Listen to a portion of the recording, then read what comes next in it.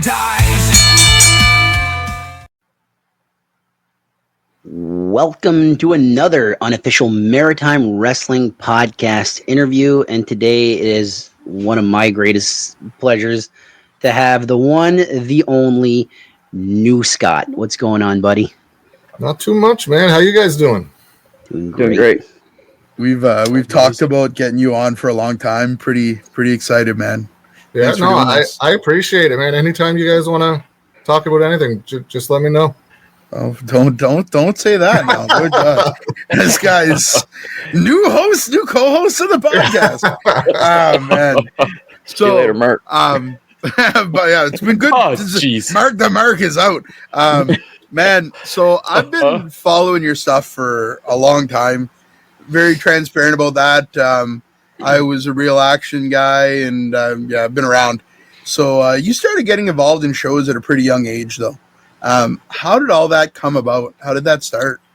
I didn't know independent wrestling was a thing, really. Like I had heard of Grand Prix, but I'd never been to a Grand Prix show in the 80s or 90s. I don't know why nobody ever took me. I was the biggest wrestling fan as a kid, and my mom always used to tell me, "Yeah, we used to go with your uncles to see Leo Burke and the Beast." I'm like, why didn't you take me? That's not fair at all. But so I didn't know it was a thing. Like I knew it existed, but it didn't really clue into what it was. And then one day I used to work at a Canadian Tire in Clayton Park, which is in Halifax. All you guys are in New Brunswick, right? Yeah. Yes. Yeah. Okay. Yeah. So I used to work at a Canadian Tire here, and I was up on break. And when I came down, there was a wrestling poster stuck to the side of the customer service desk. And it was not even a small one. It was one of the giant 11 by 18s. Like people would have walked into it if they were. I'm like, what is this? And I look at it, and it was a poster for a Grand Prix wrestling show. And this was in 2001. And I'm like, well, I'm definitely going to this.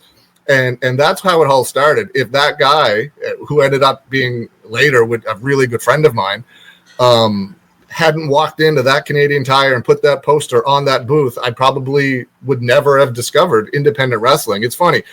Up until that point, I'd never seen an indie poster anywhere. Wow. After that point, I saw them everywhere all of the time. I can't look anywhere without seeing a poster for somebody.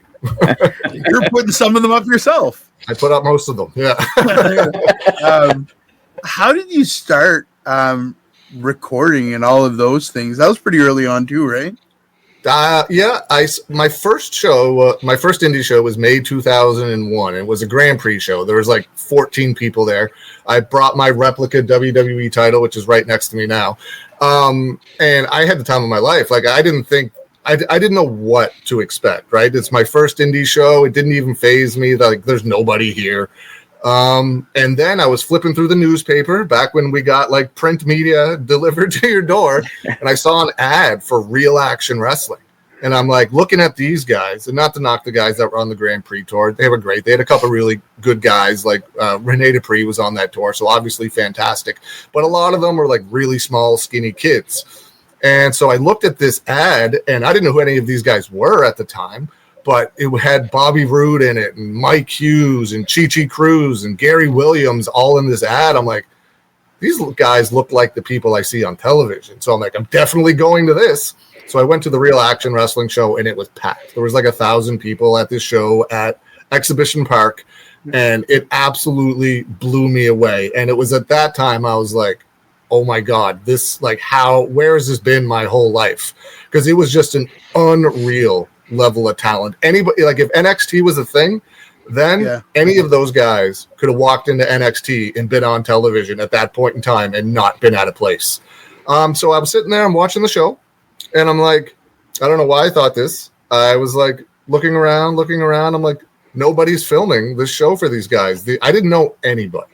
I'm like, nobody's filming these shows for these guys. These guys should be able to see their matches.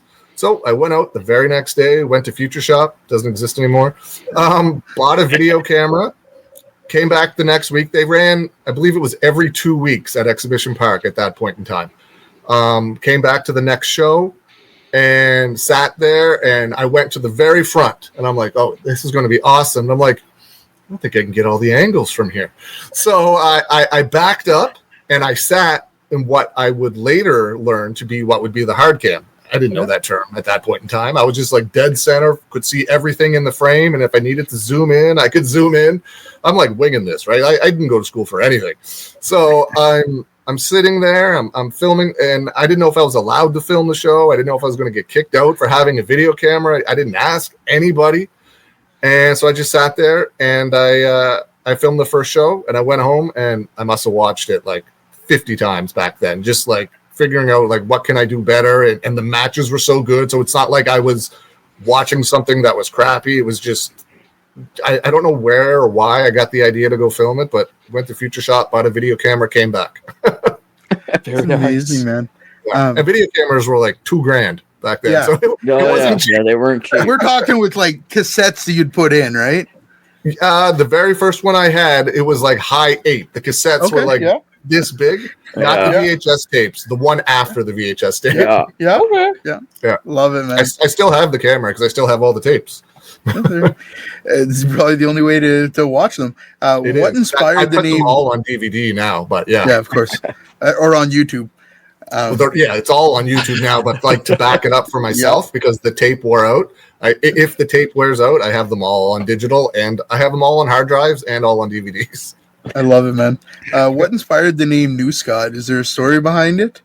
There is. That guy that brought the poster in to Canadian Tire, he wrestled as Jeremiah Delinquent. His real name is Scott. He would later wrestle as Scott Savage. Yep. So after that Real Action Wrestling show, they had a message board back then. This was way before YouTube existed, before any form of social media. There was barely an internet. So Real Action Wrestling had a message board. I posted on the message board. I filmed this show. What can I do with it? Like there was nowhere for me to upload a video at this point in time. This was 4 or 5 years before YouTube. So, one of the guys, Mike Hughes, wrote back and was like, "You can mail me a tape to PEI to my house if you want, and I'll see if it's any good and see if you can come back or whatever. See if you want to come back." So that's what I did. He sent me his address, and I mailed the tape to PEI, which I would continue to do until YouTube existed.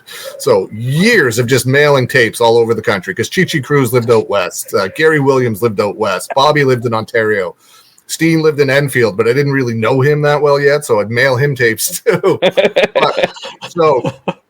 So Steen saw that post, and Lincoln Steen was running a show. I didn't know Steen yet. Lincoln Steen was running his own show at his high school later that fall. And he was like, "Do you want to come film it?" I was like, "Absolutely, I do." So he put me in touch with the guy that brought the poster to my work and the guy that had the ring stored at his place. So I got in touch with both of them.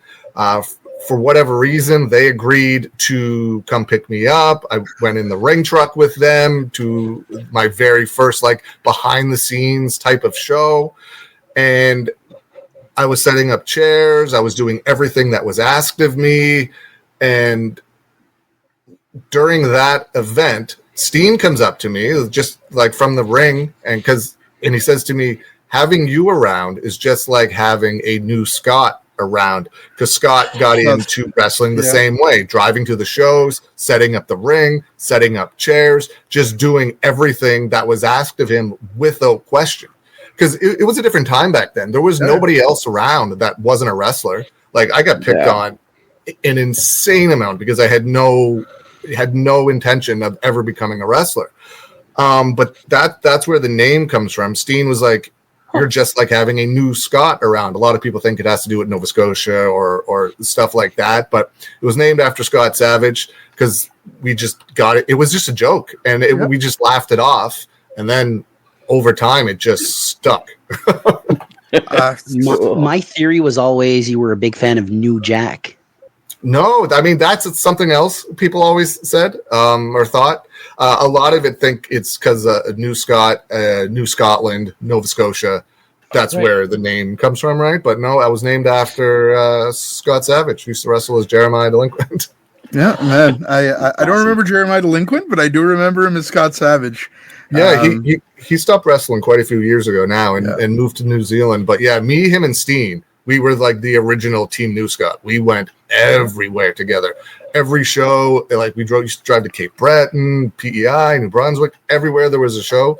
Like we traveled a lot together back then. He used Jeremiah Delinquent in Mainstream, right? That's right. And when he went to Real Action Wrestling, they didn't want to use that name because it's terrible. They switched it to Scott Savage. All right, man. So I remember newscott.com. I'm one of the old guys here. I remember newscott.com and that old Q&A section. Oh yeah. I fucking loved the Q&A section. Like I used to refresh it. Like I'd pop on every day and they'd be like, "Oh man, there's a new interview. This is great." It was all text based. For anybody that doesn't know, it was like text based, and it was some of the biggest names in the Maritimes at the time. How did all of that become a reality? I went to a WWE show in September 2001, and it was September 1st to September 2nd. I was there. Yeah, Metro. Yeah, September 2nd, 2001, and just went had a great time. Came home and I'm like, there's nothing online for Maritime Wrestling. There was like Slam Wrestling back then, but that covered everything. There was nothing just Maritime Wrestling specific. So I was like, I'm going to start to do that, which pissed off the people that ran Slam because they wanted to be the only thing like for indie wrestling at the time. So I reached out to a friend of mine who I had made who knew everything about local wrestling at the time. She took all the pictures. Her name was Kathy Yetman. Yep. She used to like do stuff with Real Action Wrestling. She ran their website. So she would help me get the information. When I started doing the interviews, she would reach out to the guys and be like, this guy's legit. He's trying to start something for Maritime Wrestling. Is it okay if he sends you some questions? And then after they got to know me, like through the emails back and forth, because the only messenger at that point, I don't even think MSN was a thing. It was like ICQ. So, and none of those guys used it. No, so those guys aren't like, hey, here's my ICQ number. Yeah. No. So none of those guys used that. But Kathy like reached out to them and was like, can this guy message you or email you and send you some questions? So she really opened up a lot of doors, regarding that. She was really good friends with Gary, Mike, and Pete.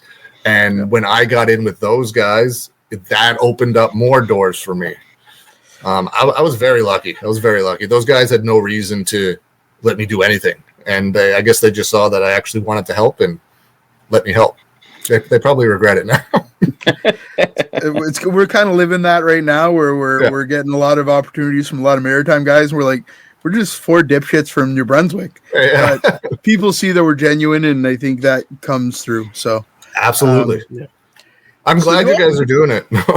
Yeah, I appreciate that, man. That truly means a lot from you. You also ended up running a website for Sarah Stock. Still do. How the hell did that happen? That's because she went on to become this huge star. Yeah, I still run her Facebook page to this day. Seriously? Oh yeah. She's one of my good friends. I was talking to her over the weekend. So Sarah came in. Sarah did the Death Tour out west with Scott Savage and Lincoln Steen. They became really good friends on that Death Tour. They got her booked with Real Action Wrestling later that summer. So that would have been the summer of 2002. Yep. And I talked to her the very first. It's so funny. Like I love telling this story because it's hilarious. She gave me an 8x10, and because I filmed the show, she wrote her home address, her phone number, her email, everything on the back of this 8x10. So now every time I was like, yeah, I got Sarah's info the first night I met her, guys. Take that. So she was out here for a couple of shows for Real Action Wrestling, and then she went back home, and we kept in touch over MSN or ICQ or whatever it was at that point in time. And then she came back out the next year and stayed from, I don't know, April to October. She lived out here. She worked out here. And that's when we became super tight. I started her website. I ran all her updates, and we just stayed friends over the years. And she went on to become, in my opinion, she's the greatest wrestler I've ever seen between the ropes, bell to bell. It's pure insanity what she can do. She never got to really showcase that on television because of the roles and stuff she was put in. But that's why she was a trainer for WWE and AEW. You don't just get there because you're random. But yeah, no, we just I kept running her website, and then when Facebook became a thing, I started up her Facebook page. She's also an admin on it now. She's a level lower than me in case she goes in and messes something up. We can go fix it. But yeah, no, we just became really good friends over the years, and we've been friends for 23 years now, I guess. And it was never like, oh, she's a big star and whatever, right? It was just they're just friends. Like I treat her just like everybody else. 100%, man. You eventually transitioned from the written Q&As to more shoot interviews. Yeah.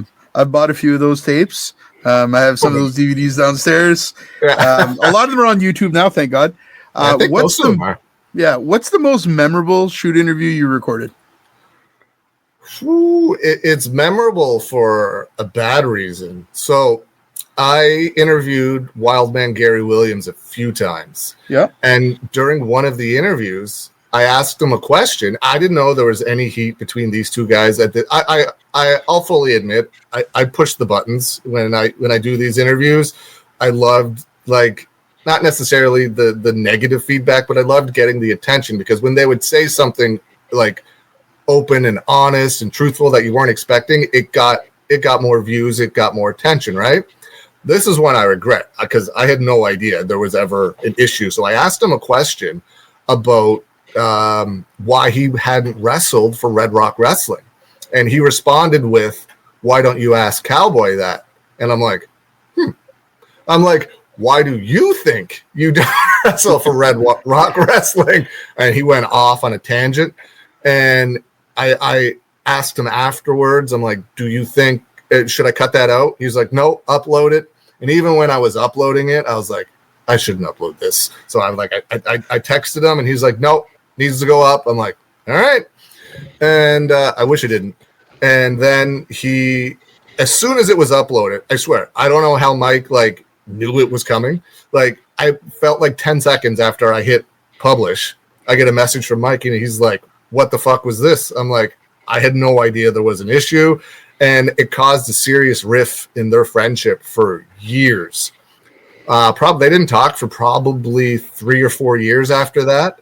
But I was also there the night they both came into the same locker room again at the same time. And they sat down and talked, and it was also like, oh my God, thankfully, finally, this is all behind us now. Mike never got mad at me. He was upset with Gary and with what Gary said and the reasons why Gary thought he wasn't booked. I don't even remember what they were now, but yeah, that's probably my most memorable, but not for a good reason. Around this time, you started getting involved with mainstream wrestling through events at Doolittle. How did that opportunity come about? I was involved with mainstream before that. Really? I started filming. That show Steen did was like an offshoot of a mainstream wrestling show. It was the mainstream wrestling ring. It was the mainstream wrestling roster. He was just promoting it at his high school. Probably, I think it was for a fundraiser or something. But I started filming for mainstream wrestling in the fall of 2001, I think it was. And then I did all of their shows that year. I did all of their shows in 2002. And then the Doolittles came up. So I went that's when me and Scott used to travel everywhere, was to all the mainstream shows. Excuse me, because Devin ran a ton of shows back in the day. He ran a ton of tours. He did 30-day tours more than once. It was unreal. I never did all of the 30-day tours, but I would do parts of them. So I got the opportunity to film a ton of stuff. And then in 2003, Devin, I don't know how he got the gig at Doolittle's, but he got the gig at Doolittle's, and 2003 at that place was gangbusters. It was the original bar show in Halifax. Now everybody runs a bar show, and it's not a big deal. There was a promotion out west in Winnipeg that ran bar shows, PCW. So Devin got the idea from them, I suspect, to run bar shows here. He probably went around, pitched it. and Doolittle's bought it up. And then we ended up running another bar called Coaches, another bar called Reflections, another bar called the Copper Penny. And we were running like 3 or 4 shows a week for a while, like back to back to back. Wow. And but those Doolittle shows were bananas, just wild. Some of the most fun I've still had to this day was filming those Doolittle shows. Like Chi-Chi Cruz would come there eventually. Yep. Mike Hughes, Sarah Stock wrestled there like 100 times. It was the Honky Tonk Man worked there. Gangrel, like it's wild the names that came through that place. Yeah, a lot of those shows are on YouTube. They still hold up to this day. They're heavily edited because 2003 was like the language was heavily edited. Like if something goes mute, there's a reason for that. Yeah. 2000, like right or wrong, 2003 was a different time, and there's a lot of like these people have real jobs and careers now. Yeah.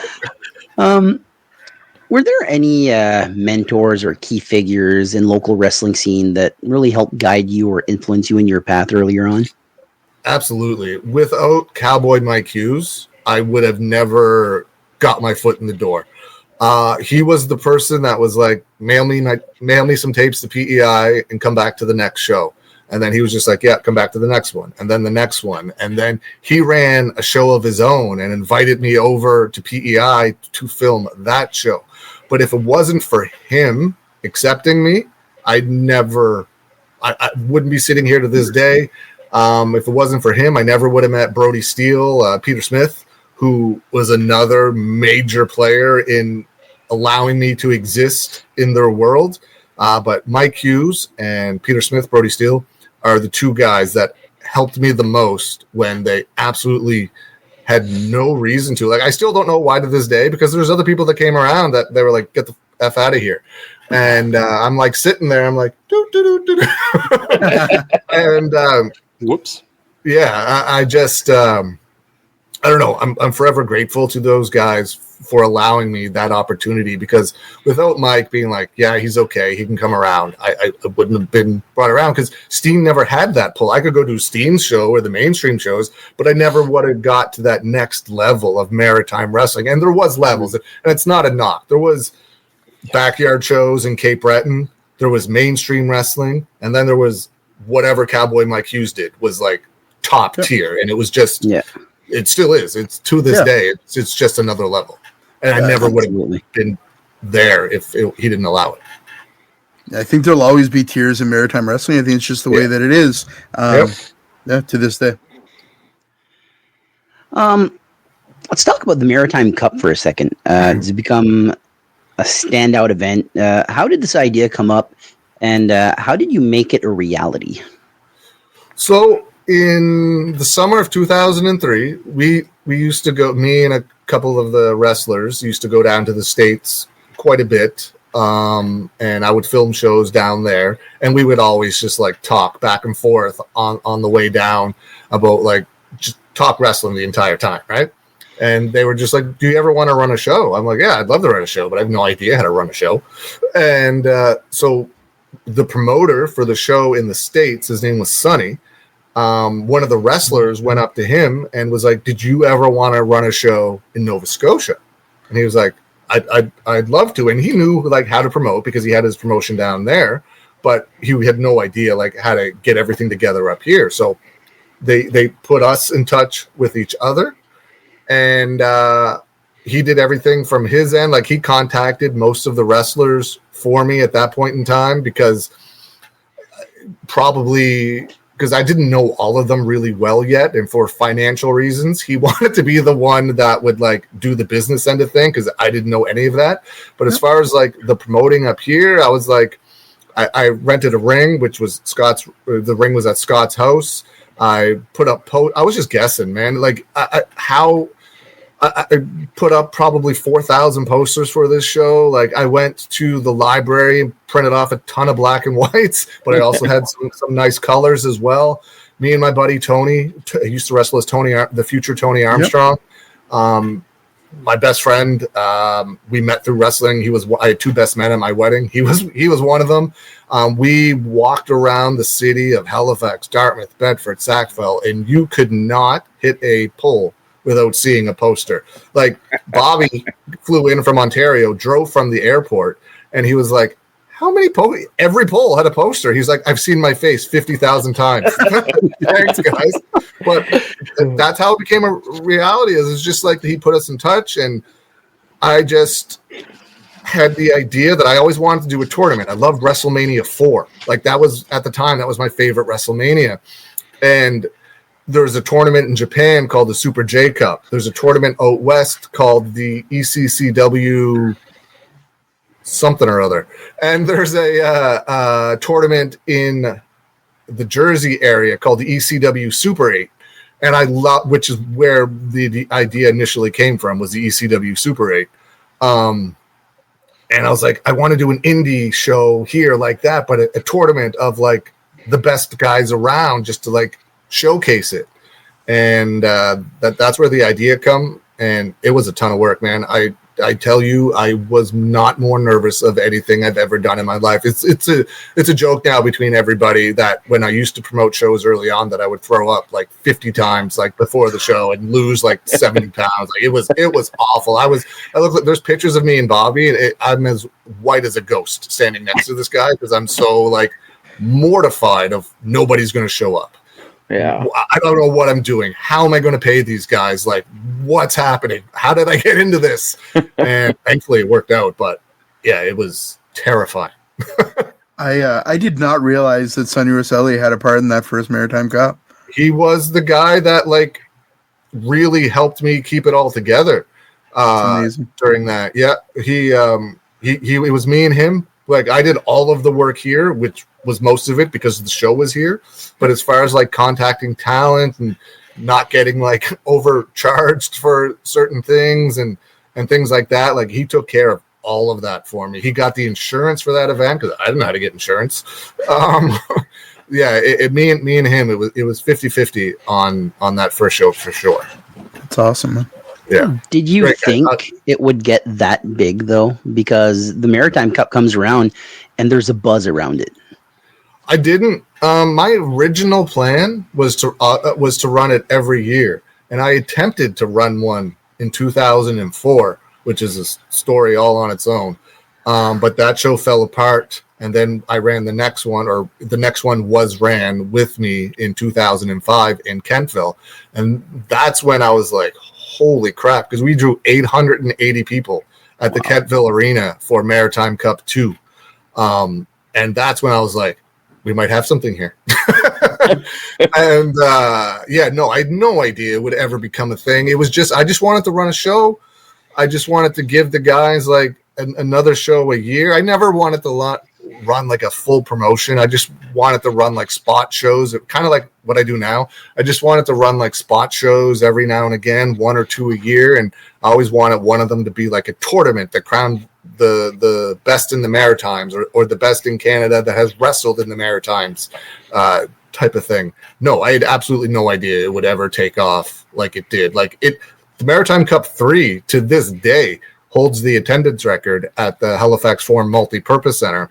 We had over 1,000 people there, and it's kind of unfair because it can never be broken because they put black curtains where they cut it off for other events there, and they closed them for the wrestling. I had chairs all the way to the back where those black curtains were. So that until they take those curtains down, my record's intact. But even still, like 20 years later, it was 2006, so 19 years later, like that record has been untouched. It's crazy. Wow.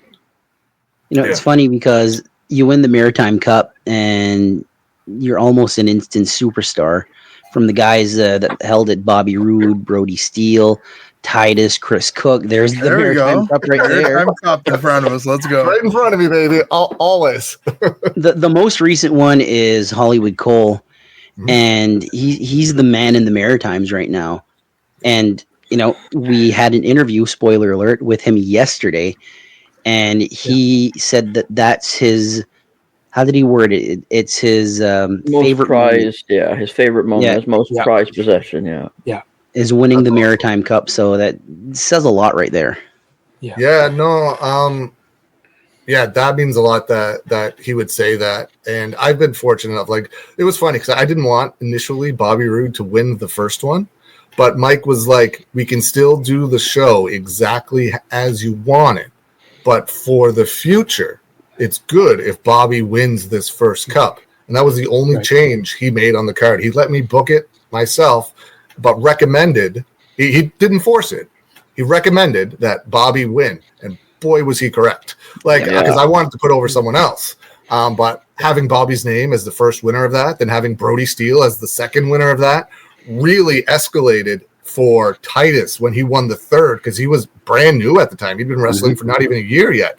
And when Titus wrestled in front of that crowd and hit that Spanish fly on Marco Estrada, he got accepted. Like, I'm not taking credit for it, but he got accepted everywhere. Mike started booking him. He started getting really pushed in New Brunswick. It seemed like that's when his career really took off. And then Chris Cook, same thing in 2010. Madison, whenever that was, 2019.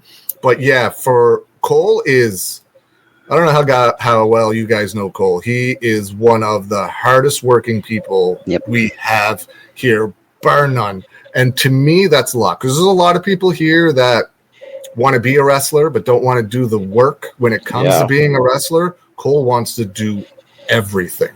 He's like, they come from Fredericton, so they're not always there for setup, which is understandable. They're like, I don't know how far it is away. I'm not asking him to get up at 6 o'clock in the morning for like 2 p.m. setup, right? I'm like, it's not, but he would if I asked him. And he did for the first like 5 years of his career.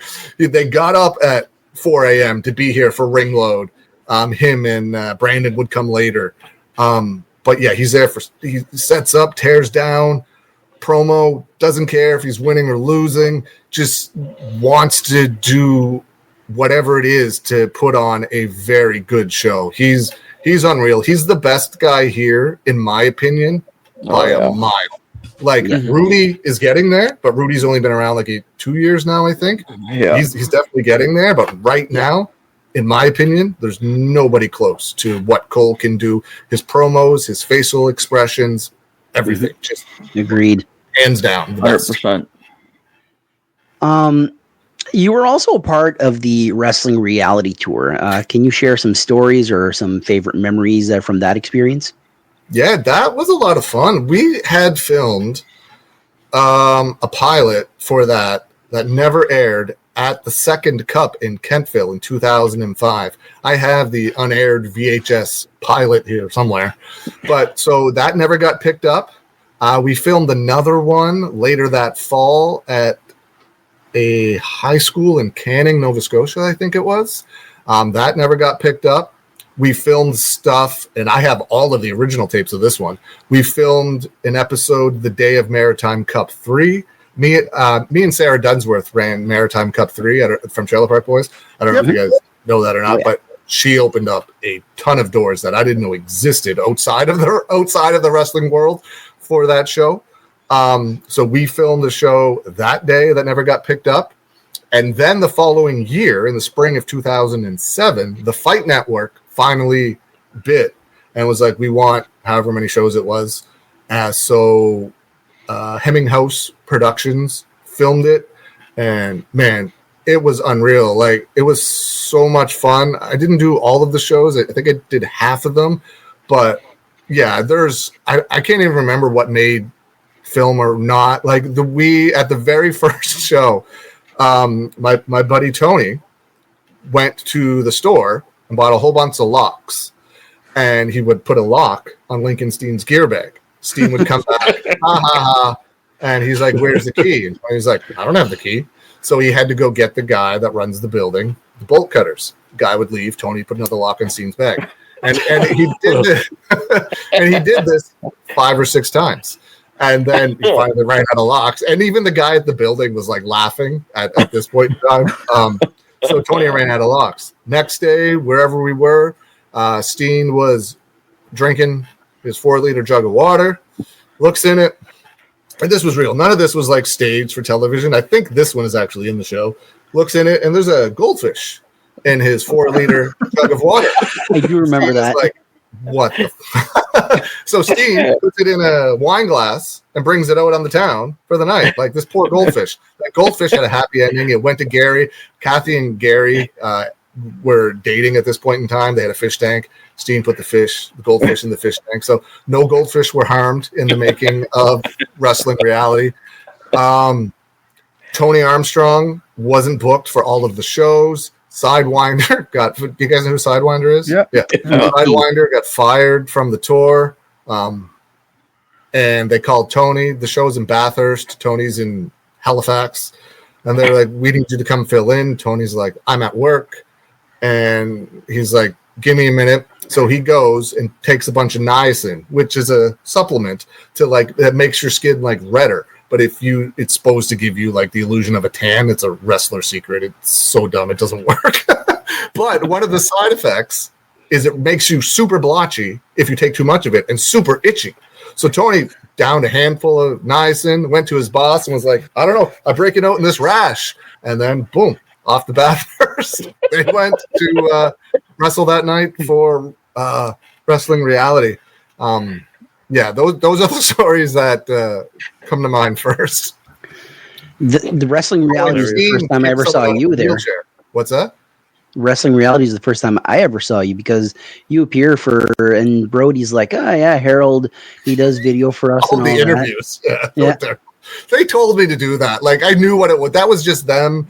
It took me years and years to get accepted. I would never go into the locker room on a show. I didn't go into the locker room on my first show that I ran that I was paying for.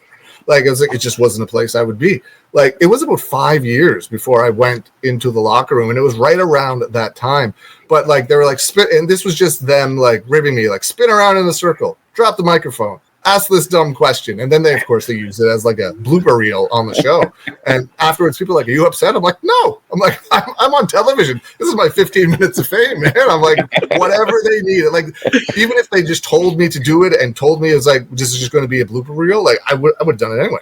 Like it was just whatever they needed. It was just I just wanted them to like accept me, trust me. I had run a few shows at this point, but I still wasn't there yet, especially with Peter. Mike had kind of accepted me, but Peter was like, nah, screw this kid. I remember there's one interview, I believe it's Cowboy Mike Hughes, and he's in front of the urinals. And poor Julian Young is in the back there, and he's like, oh, God, why are they doing this right here?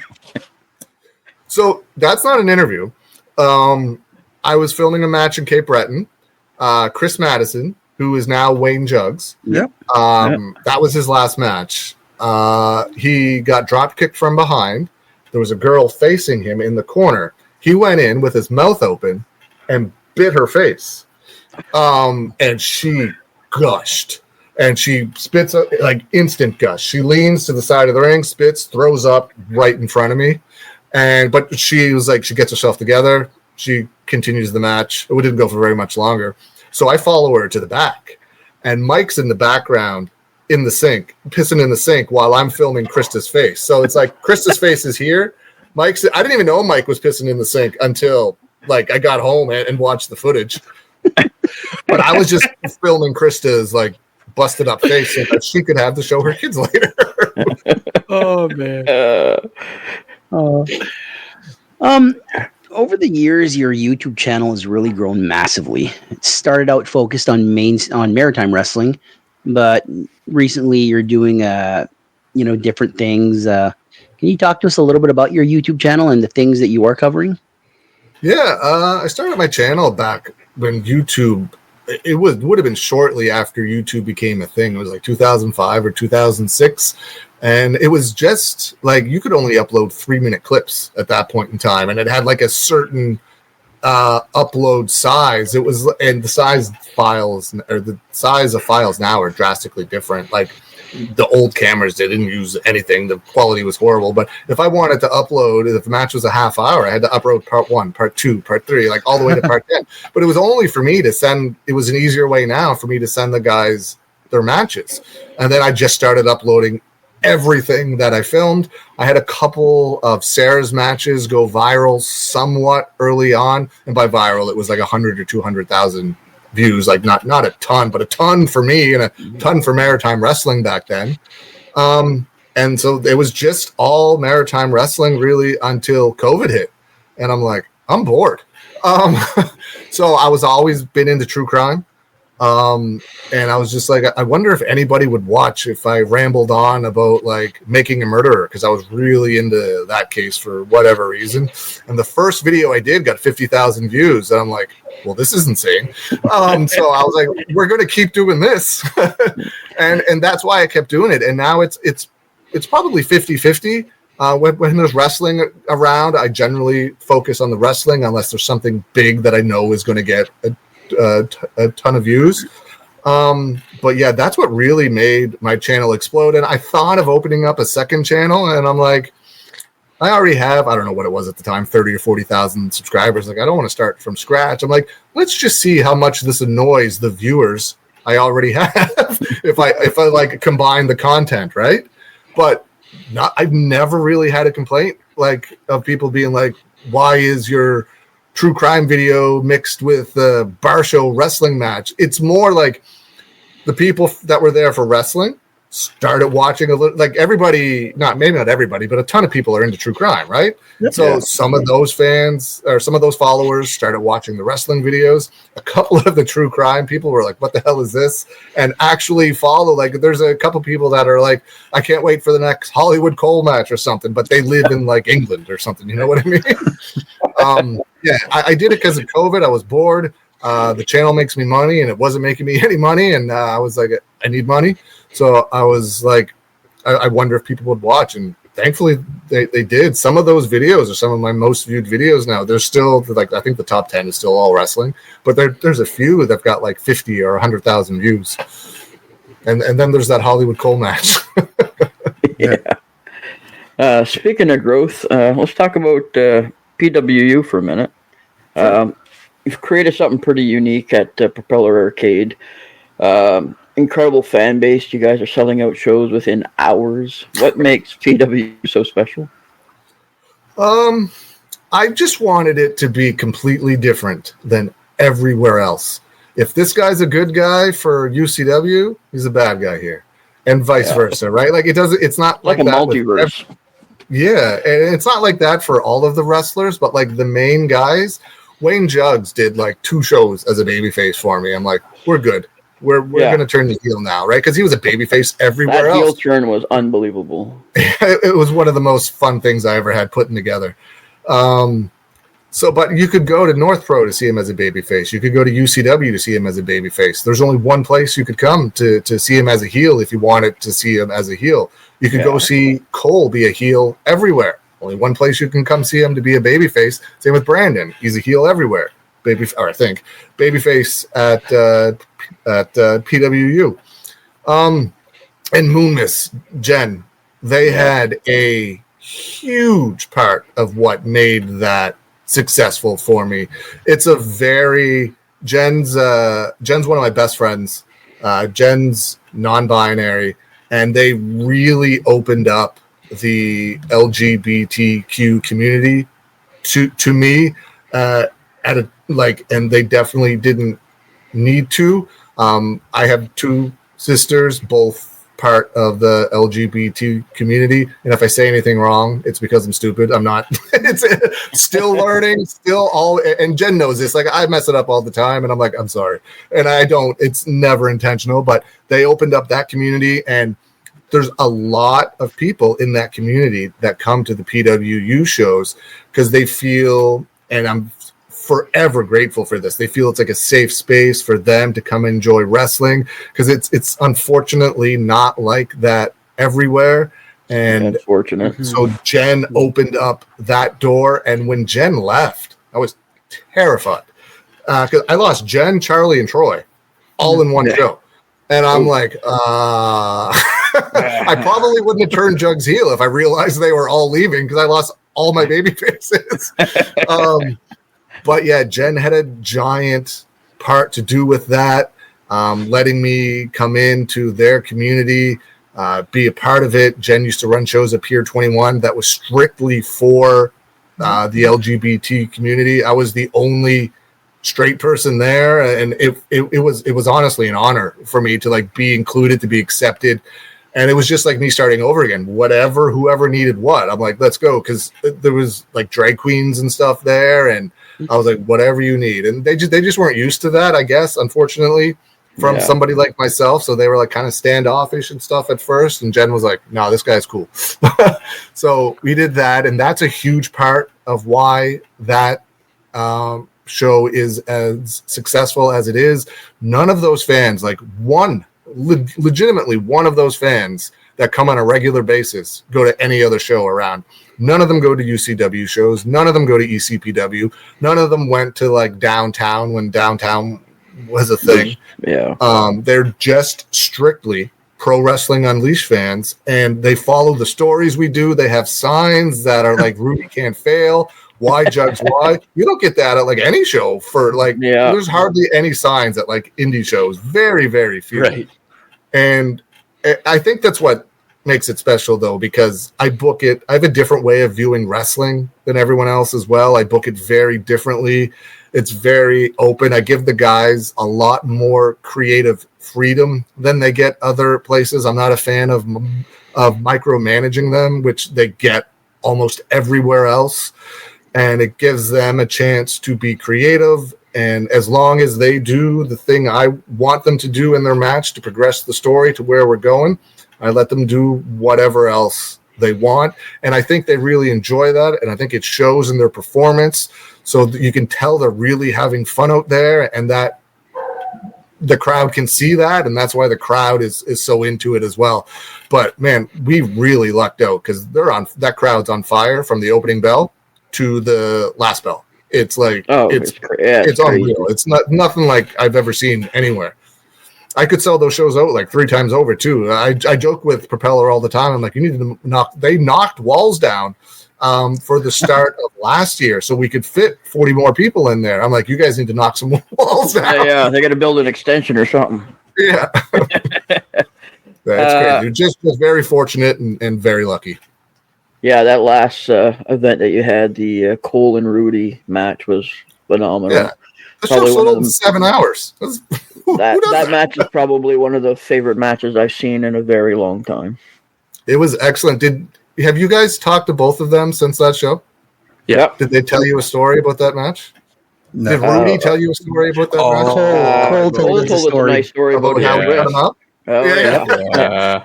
I have it on video backstage after. Rudy looked like he got into a fight with like Freddy Krueger and lost. It was unreal. I saw it during the match, but I couldn't figure out what was happening. He had a giant like piece of skin missing from the inside of his leg, and I'm like, he must have like caught the rope, because it looked like a rash. I'm like, he must have caught the rope or something. And then I always follow everybody backstage with the camera as the show ends.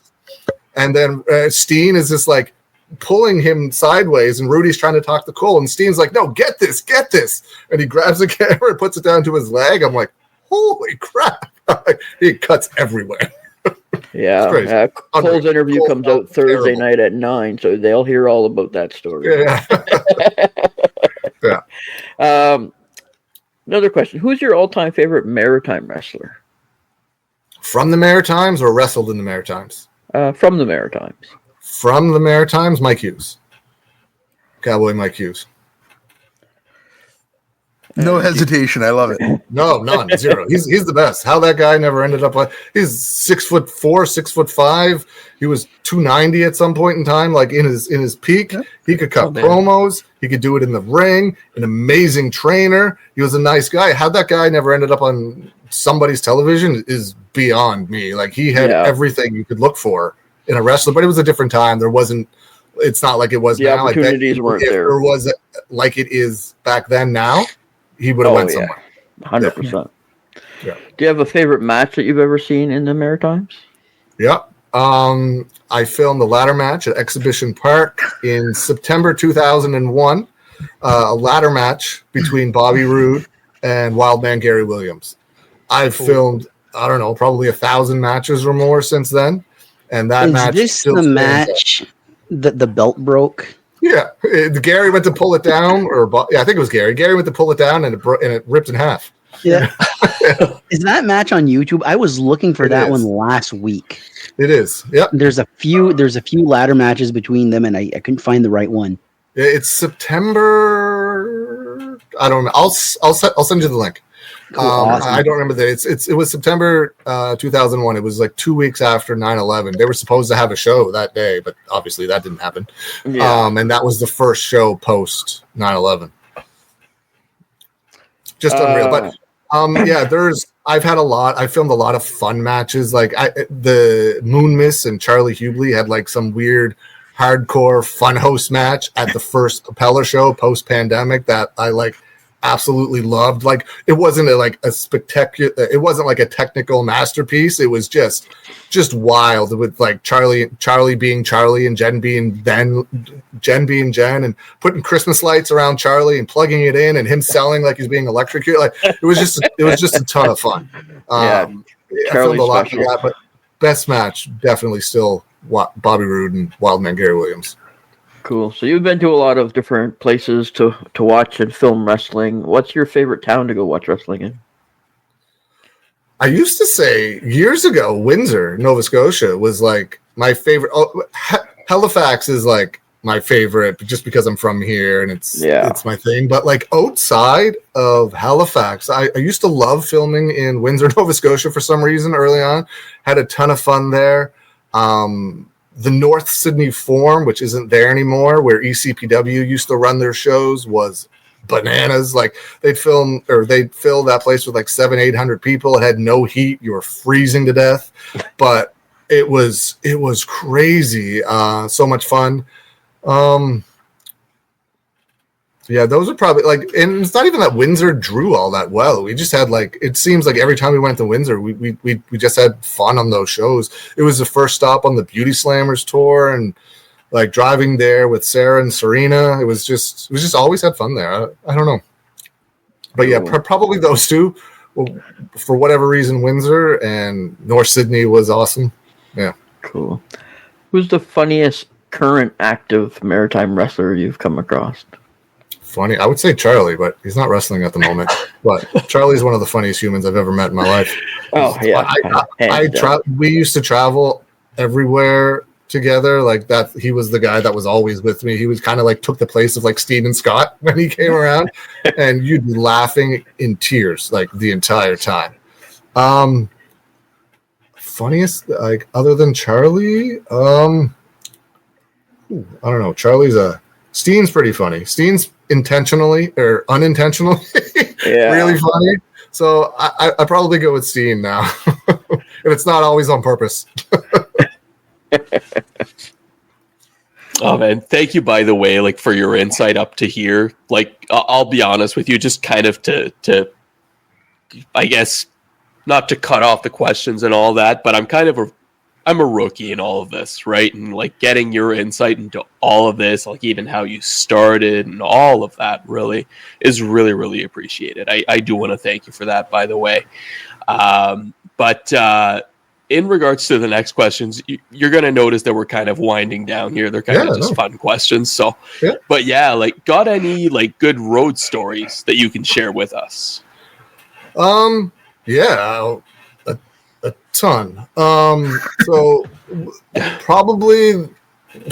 So during COVID, Sheldon McLean, who runs East Coast Pro Wrestling, had a show in Cape Breton. We went up. It was, I think it might have been Charlie's like first East Coast Pro Wrestling show too. It was me, Jefferson James, Charlie, and Wild Thing Casey Williams. You guys know all those names? Yep. On the way back, we always stop at I think it's a Petrocan or an Irving that's at the Causeway. That's right before the Causeway. We fill up with gas, go in and get our snacks or whatever. We are inside, come back out. Oh, Jeff must be inside with the keys. Jeff comes out. He's like, how come we're all standing? It was Jeff's car, right? We always took Jeff's car. He was like, why are we all standing around the car? And he was like, we were waiting for you to open it. He's like, I don't have the keys. And we were like, what do you mean? And he was like, Casey has the keys. And Casey comes out and he's like, I don't have the keys. And I'm like, hold up. So I'm like, what's going on? He's like, Casey to Jeff is like, Jeff, what did you do with the keys after I tossed them to you to open the trunk? And he's like, uh-oh. And so the keys are in the trunk. This is like 2 a.m. At the Causeway in Cape Breton. So I'm like, all right. And I'm like, okay. I look at everybody. I'm like, okay, I'm the adult here apparently because I'm the oldest. So I have to take care of this situation. So I'm like, I don't know what to do. Scrolling through my phone. I'm like, tow truck. So like call a tow truck. And like I had to call like 10 different numbers to get somebody to come at 2 a.m. in Cape Breton. Finally, this nice old man answered the phone and he was like, I live wherever he lived. He's like, I'll be there in about a half an hour. I'm like, great. So we go inside and you have to be masked up and everything at this point in time. We asked the guy working the counter, I'm like, can we hang? You're not even allowed like a certain amount of people in stores at this point in time, right? That's right. So we asked the guy working there, I'm like, do you mind if we chill like over here with ourselves? Because it's cold. It's like winter. Because this guy locked the keys in the car. And do you mind if we wait? And he's like, yeah, no problem. So we all just like sit on the floor in the gas station. People are coming in thinking like, what's happening? Guy gets here and he's like, I'm here to unlock the car. Pulls up to it, opens his trunk. And it's like, oh, I forgot the part I need to open your trunk. And we're like, awesome. So we don't say anything. He's like, I'm going to go get it right now. But he had to drive another half hour back, another half hour back again. So we were there for another hour. Eventually, we got into the car and were able to drive home. But in the meantime, the other Cape Breton car pulls up, which had Steen and Titus, and I can't remember who else was in it. Steen gets on his phone, starts filming us, like making fun of us, obviously. We deserved it. And then they don't even hang. They just leave. I'm like, guys. But yeah, that was a really fun one. Me and Sarah and Scott went to the States, and every time we crossed the border, we used to get thrown in immigration and just like grilled by people. We were like, what are you guys doing? And they're like, oh, we're just going to watch a wrestling show. And they'd pop the trunk and they'd find Sarah and Scott's gear. It's like, because you weren't allowed to cross the border to work at that point in time, right? You couldn't make money. You couldn't do anything. They're like, no, we're at the wrestling show, there's like training. And they were like, oh, okay. So eventually they would send us to immigration. They would sit there. We would just sit there forever. And then they would just let us go. Because a lot of wrestlers like Speedball most recently got banned from the States for the same thing. Like you still can't just cross the States and go work. So he was banned from the States for like 5 years. Slesia Sparks, an Ontario wrestler, she was banned from the States for 5 years. Tyson Dukes almost got banned for 5 years. He was like right at the limit. They're like, we know when he was doing the Cruiserweight Classic. That's why he wasn't on the last show, because you were like, we know why you're doing it. We're going to give you a pass. Go home and we won't ban you. And he's like, I'm going home. So that's why he wasn't on like the last episode of the Cruiserweight Classic where they brought everybody back, because they wouldn't let him into the country. Which you would think WWE would work that out, but they don't. So yeah, getting tossed in immigration was always fun. There's a giant axe in Nakawak or Nakawik, Brunswick. Yeah. That's what I'm talking about. I have video of us trying to climb that from like 20 years ago. Like I was running a video camera 24/7 back then. Like the footage I have, most of it can never see the light of day. Like I was sitting in a room, like, and I never had the camera on, but I had it in my hand. And this is probably like the greatest thing that happened to me in wrestling, with like meeting wrestlers while at shows. Sarah and Scott went down to do a WXW show, which was run by Off of the Wild Samoan. That was probably the biggest show I ever filmed. There's 8,000 people there. But the next day they were filming for television in a much smaller place in Allentown, PA. And it ended up being where like guys like Hogan and Batista and Billy Kidman and The Rock did a lot of their training in this building. All their pictures are up, signed on the wall. I'm like, this is unreal to like even be able to walk in the door of this place. But I'm sitting upstairs because Scott and Sarah are downstairs, and I'm obviously not going into the locker room.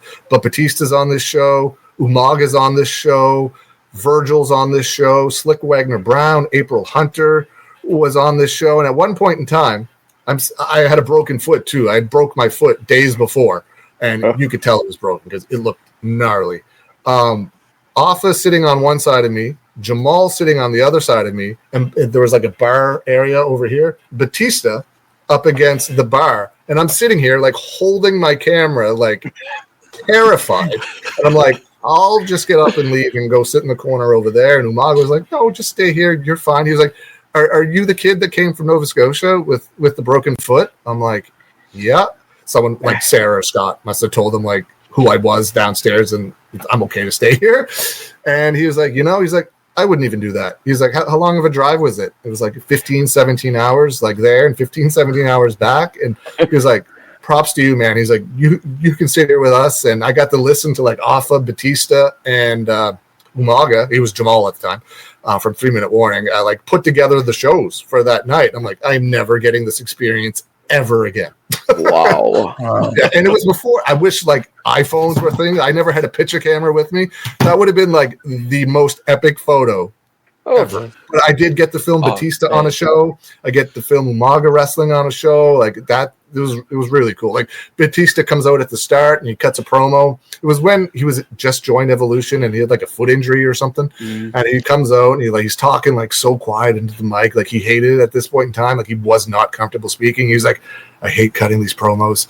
I'm here because we did WrestleFest or whatever it was the night. It was just like whispering, nowhere near like the animal unleashed that he would become years later. Oh man.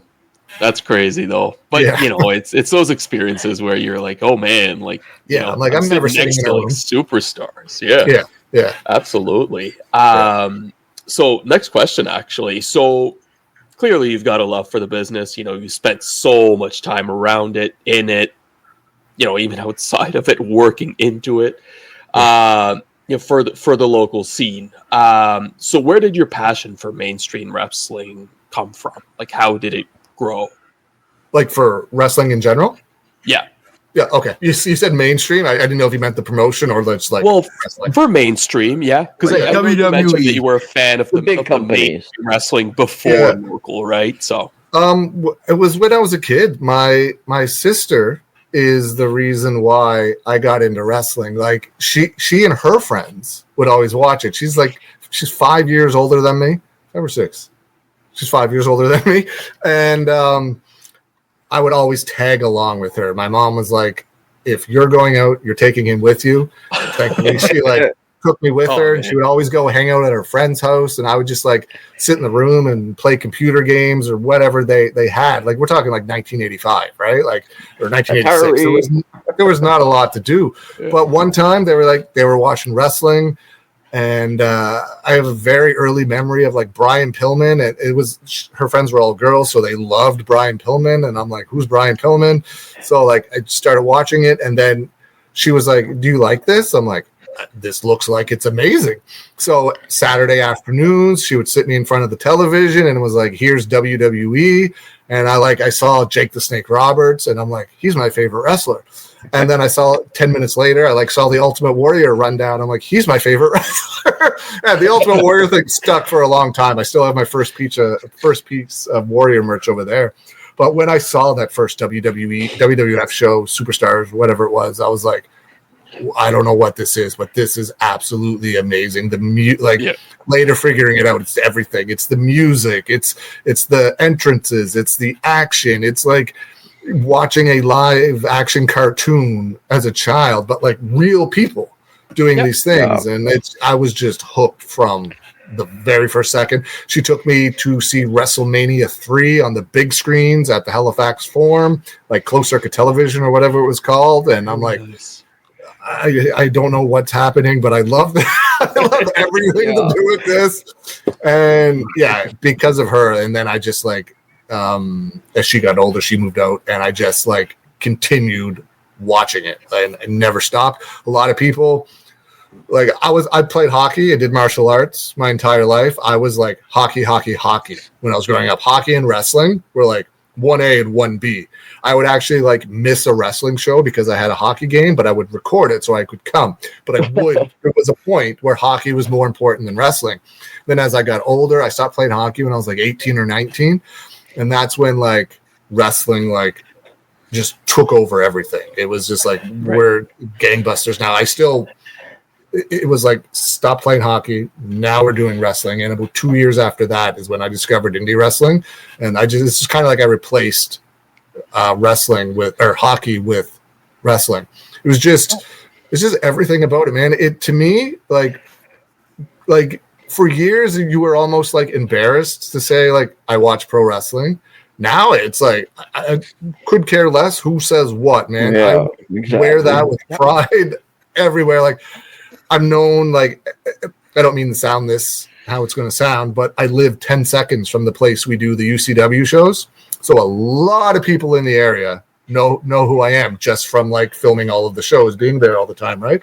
And man, I love it. Like I love being the wrestling guy. Like it's just when I don't know, I'm rambling now, but when it used to be embarrassing, but now I'm like all Rey Mysterio shirt. I have every Roots of Fight wrestling merch you could possibly imagine.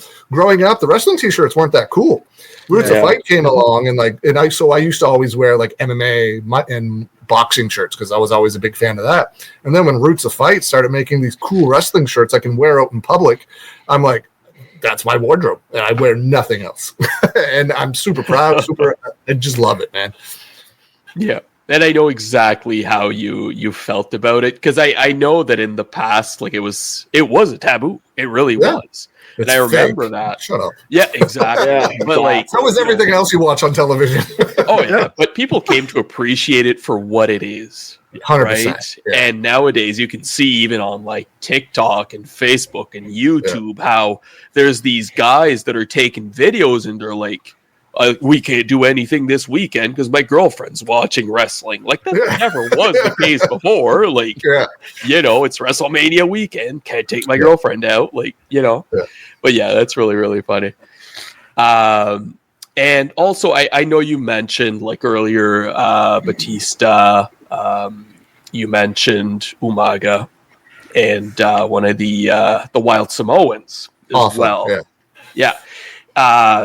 Being, big name mainstream wrestlers that you've met, now would you be able to develop into maybe any other mainstream big names that you've met also in the past? Because I know we've gone over a list earlier, actually, fun story. Like there's a lot. I've been so fortunate to meet, like I used to go every summer for close to 10 years, me and my wife, man, I have a very understanding wife. We used to get our honeymoon was SummerSlam 2010 in LA. Like, but we used to do it every year. We would do whatever their East Coast loop was, like the New York, Connecticut, Jersey, Philly loop, whatever that was. And then we would do the West Coast loop. We went to like 70 something shows over the span of a few years. Like it was unreal.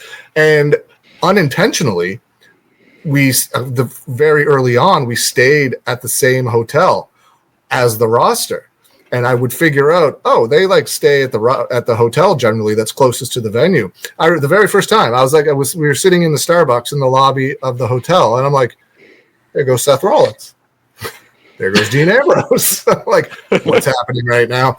So, and they were all super cool, super nice. I got pictures with everybody. From 2010 to 2000 or 2009 to 2017 or 18, like we stayed everywhere. I went to 7 or 8 SummerSlams in a row and got to meet so many people. But if you're talking like locally, booking on a show, promoting on a show, like we had Bret Hart here a few times. We had Bobby Roode. Like I knew Bobby from back when I booked him, but he was here as like the TNA champion at one point in time. AJ Styles was here as the IWGP champion. Christopher Daniels was here for like a year and a half as the Wrestle Center champion. Man, Gangrel, Honky Tonk Man. I had Shannon Moore here for Maritime Cup 5, I think, or 6. 5 or 6, I don't know. 6. Maritime Cup 6. We had Shannon Moore. Eugene, the Bushwhacker Luke's been here 107 times. Doc Gallows, who was like Luke Gallows in WWE. Rob Van Dam, that was freaking that was so cool. Like, I was in the business for like 20 years at that point, and getting to film Rob Van Dam was like, I'm getting goosebumps. You can't see them, but I'm getting goosebumps now, like even mentioning it. Like filming, I always do these things with like the main event. Like I'll walk backstage and I'll walk out with their entrance, and I'm like, I can't believe I'm standing here with like about to break the curtain with like Rob Van Dam. I'm like, what is life? Like, I got what the hell's going on? I was like, I got to do the same with like Tommy Dreamer, and I was a huge Tommy Dreamer fan. Yeah, and I got to like sit in the back at the show he did here and just talk with him forever. And that was another Sarah thing. He came in and he was like, I'm supposed to ask for so and so. It was me. And he's like, I'm like, I'm him. I'm like, well, what did I do? And he comes and he was like, no. He's like, Sarah told me that you're the good guy here. He's like, I'm going to sit at your table if that's okay. I'm like, 100%. Yes, Tommy Dreamer, you can sit at my table. And I was a giant Raven fan, and I got to like stand in like Gorilla. It's not Gorilla here, but like what would be Gorilla with Raven while he's waiting to break the curtain. Al Snow, Billy Gunn. Man, I know I'm forgetting a ton, but yeah, I got to meet some really cool people. I got to make Bret Hart's entrance with Bret Hart back in 2010. Like, just so lucky, so unreal. And that's like, as I'm like, you're supposed to be like, as like a promoter or someone involved on the show, you're like, you have to remain professional. You can't mark out and be like, oh Brett, oh Brett, oh Brett. But inside, you're like, or at least me, I'm like exploding, like walking down the aisle behind Brett to the Hart Foundation music that I saw him make that entrance at the Halifax Metro Center in 1997. The same thing with like a thunderous ovation.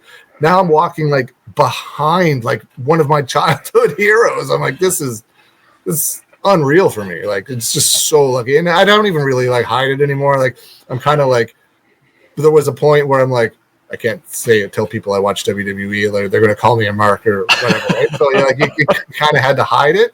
Yeah. And now I like flaunt it everywhere. I'm like, RVD, let's take a picture. Let's go. I just have fun with it now. Yeah. But like, really lucky to meet all of those guys. Just trying to think if there's any more. Matt Seidel was here. Yeah, just a ton of. Cody Rhodes was like, I got to do a show with Cody Rhodes when he did the Indies. I sat in the front row of that because I reffed the Wrestle Center shows, but this particular show they wanted me to do something different. I had to do like a run-in during the main event. The Wrestle Center shows were painstakingly long.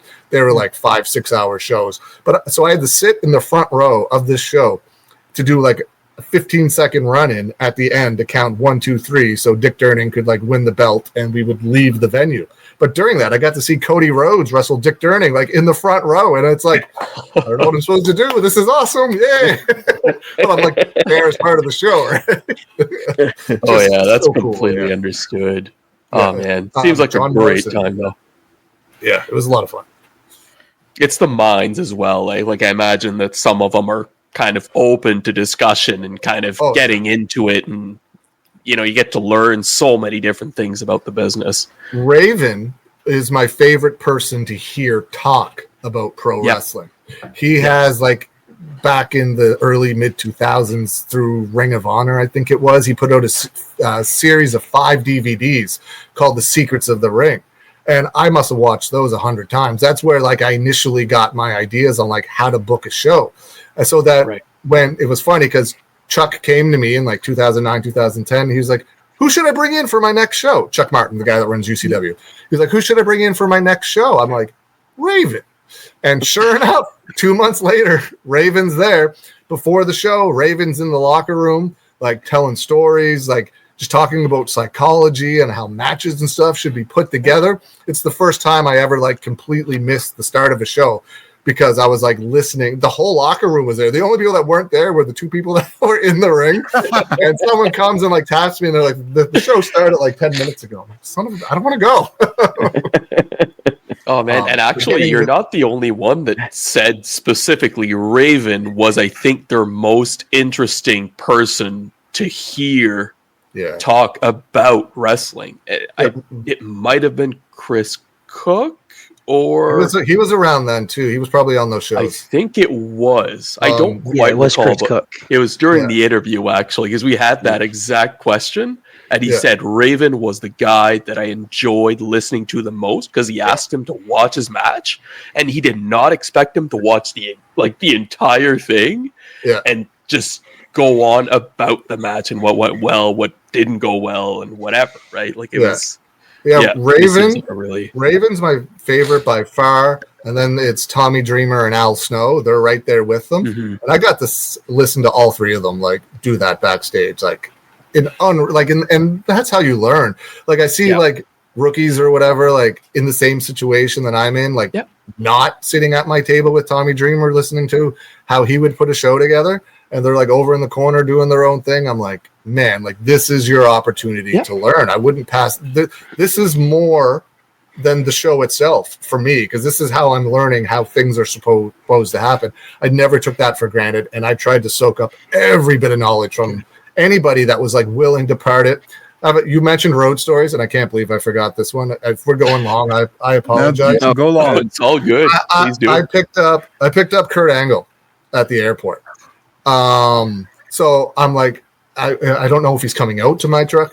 I had a Triple H license plate on the front of my vehicle forever. So I'm going into the hotel to pick up Kurt Angle.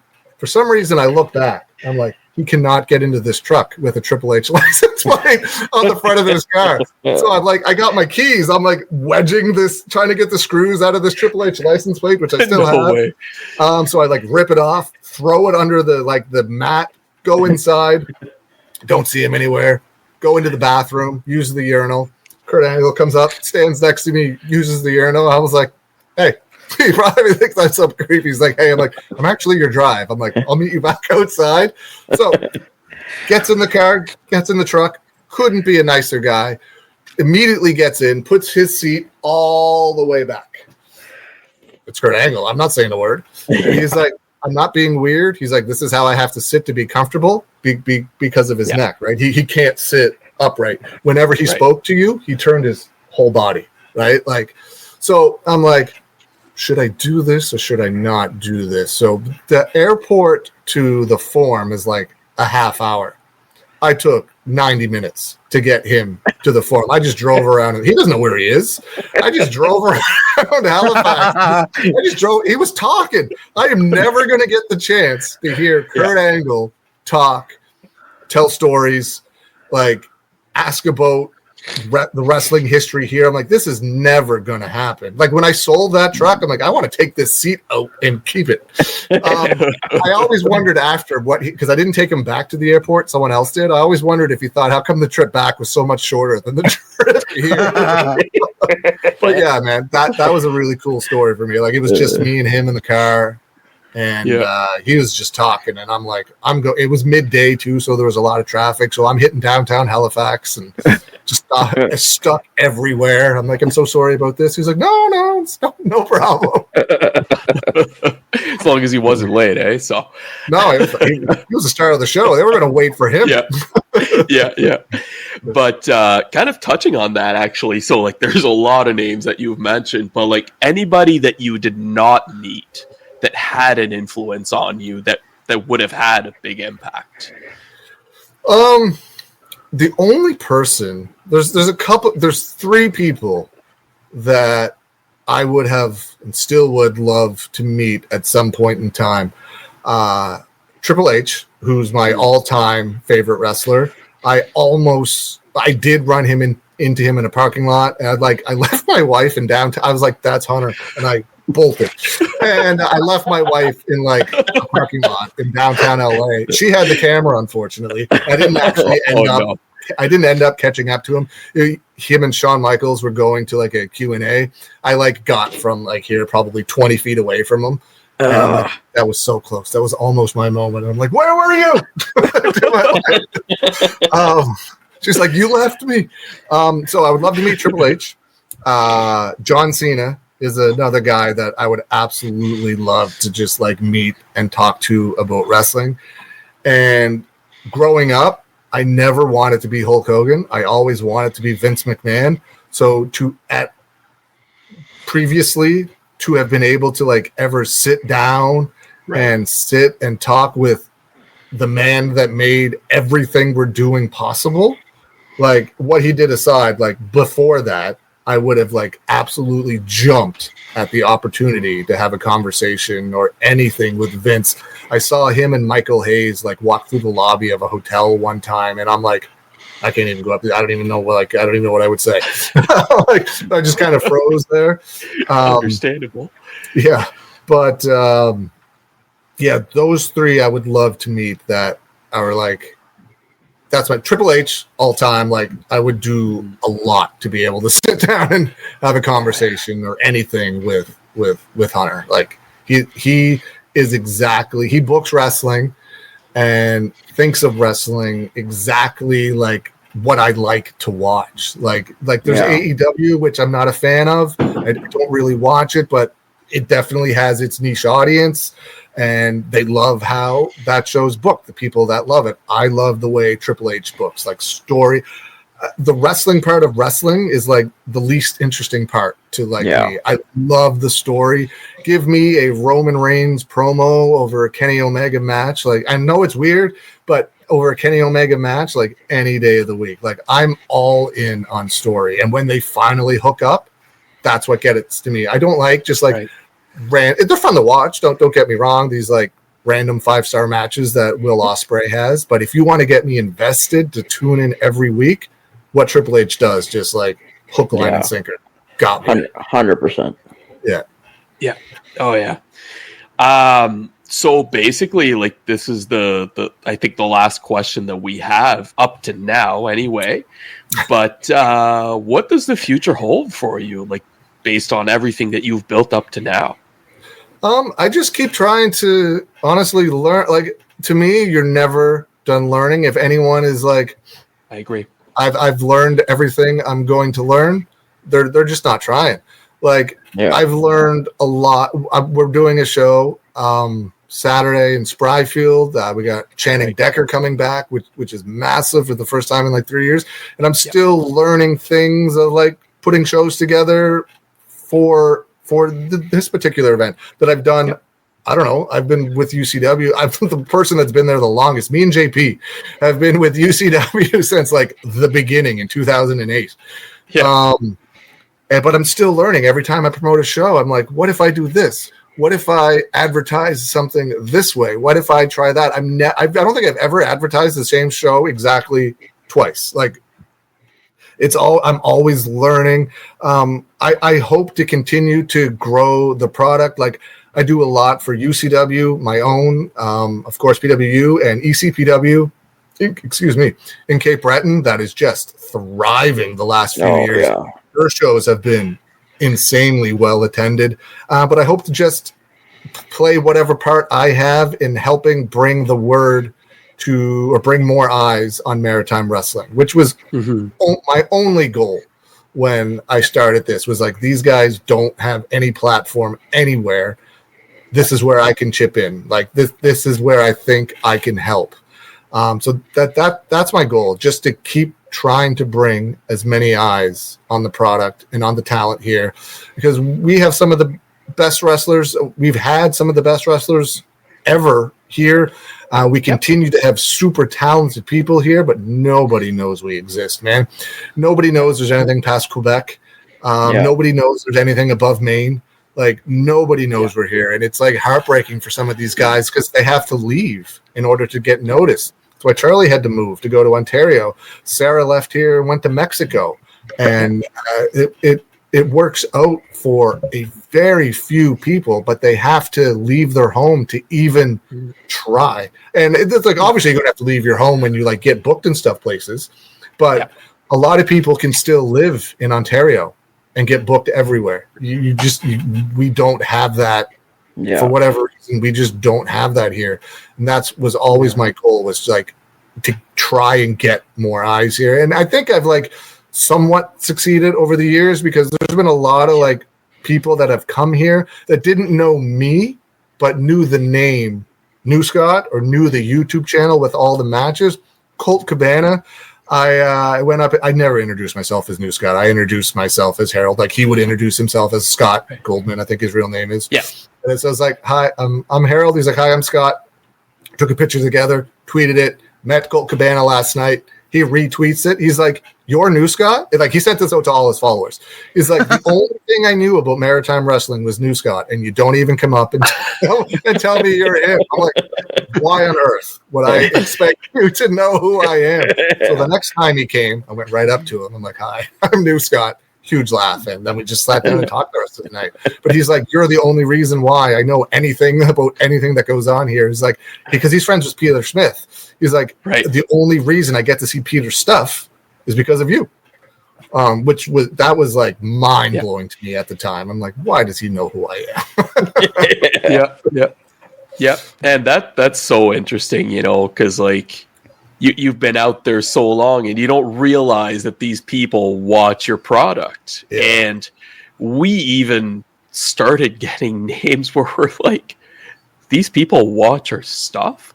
Like even cool, just bringing eyes to them. Yeah. They appreciate it so much. Yeah. And it's not something that anybody else that goes to a wrestling show thinks about. Right? No, nothing. They're like, we're going to watch it. We're going to enjoy it. We're going to go home. Done. But then those guys, they show up and they're like imposter syndrome. Like they don't know. They black out. They don't know what they're doing. We're going to get this done. Hopefully goes well. Right? Yeah. But then like, you show appreciation to them and they're like, "Oh man, thank you so much." Like, my God. Yeah. And to you guys, like I've interviewed almost everybody that's ever come through here, and I kind of like tapped out on doing the interviews. And I always wondered, I'm like, is there ever going to be anybody else that's ever going to do anything, like even attempt to do what I did for years? And then when you guys started doing it, I was so happy that there's somebody like taking over, doing all of these interviews with these guys, trying to build your brand, your YouTube channel, your Facebook page or whatever, with like using Maritime Wrestling as that platform. I could not be happier that there's a group of people that are still trying, like with the next generation. Like you guys are probably, maybe you'll interview like Mike Hughes and Brody Steele and Gary Williams at some point in time, but those were the guys I interviewed. Now you're doing it with like the new crop, the Hollywood Cole, the Rudy, the whoever else like you have on your show. And that's what we need. We need people to know who these guys are, just like I wanted people to know who those guys were. And it's amazing. So thank you. Like, honestly, thank you guys for like keeping up with trying to bring eyes to Maritime Wrestling. Well, thank you very much. I wasn't going to mention this, but I look up to New Scott because during the pandemic, you were watching Making a Murderer. I was watching New Scott. I watched everything. And if we can have not even half of what you've had, I think we are going to call it a success, because what you do is like, we're not here without New Scott doing what New Scott does. Well, I really appreciate that. And don't give up. Like, it takes a long time. Like some of your videos may not get a ton of views starting out, but they will eventually grow as more people find it. Like I got 10 views a video when I first started because nobody knew where they were. And then I got 100 and I'm like, yeah, never going to top 100. You know what I mean? Like, so don't get frustrated with it. Keep plugging away. It will definitely come. You just have to stay consistent. So many people have like started and stopped doing what you guys are doing right now. They were like, I'm going to start YouTube. I'm going to cover Maritime Wrestling. And they'll do it for like a month or two and it's great. And then they just vanish. Like that was the thing with me. I was like consistent. I never went away. I never stopped. Yep. And if you guys keep doing what you're doing, it will come. You just have to like stay. And you guys are absolutely consistent. You guys are banging out interviews like every other day. Yep. Stay consistent. The views will come. The subscribers will come, and you'll be just as successful. Hopefully someday. I hope so. Anyway. Thanks, man. Well, this was an absolute pleasure for us. I want to thank you very much for coming in anytime The door is always open for you. You're like our sensei. So that being said, thank you for listening, and thank you, New Scott, once again. And don't forget New Scott's YouTube channel. Go like and subscribe. You probably, if you're listening to this, you probably already liked and subscribed there. But his Facebook, just where can people find you? Facebook.com/Team New Scott, YouTube.com/New Scott. Those are the things that I use the most, and at Maritime Wrestling on Instagram.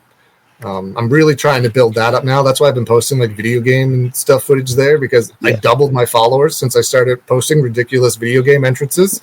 And those are like why you do it, because now there's 8,000 eyes that didn't watch Maritime Wrestling before. You know what I mean? Like Exactly. they might not know who Hollywood Cole is, but someone new is watching his stuff now. You know, you never know. Like Victoria subscribed or followed Maritime Wrestling on YouTube based off of Roman Reigns doing a Nikki Bella entrance that I posted from 2K24. I'm like, so Victoria has watched something, you know what I mean?